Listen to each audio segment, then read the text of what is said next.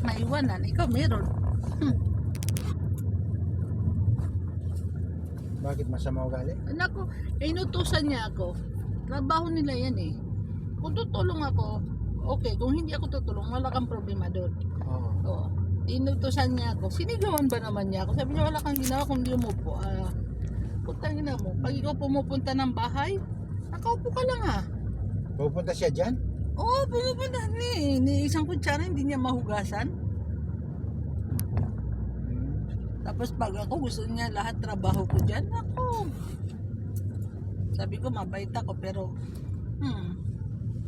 huwag mo ko sagarin. Daming gamit. Ilan ang katulong dyan? 4. Marami no? Kasi malaki ng bahay. Mas malaki pa sa kabila. Sa mga anak niya, Grabe. kanya-kanyang katulong. Isa lang ang anak niya. Ha? Isa lang ang anak niya dyan. Kasi malaking bahay, no? Oo. Tagalin sila lahat doon sa bahay. Sino ang taga-sahod sa kanila? Yung may Anong trabaho pala? Anong trabaho? May trabaho dyan. siya, no? Ano yan, engineer yata. Mataas ang sahod. Mga anak niya? Tapos, Yung di ba? babae. Si Khadija. Uy, tapos Ah, mura lang amo ang nila sahod yan. nila. Di ba mura lang sahod nila?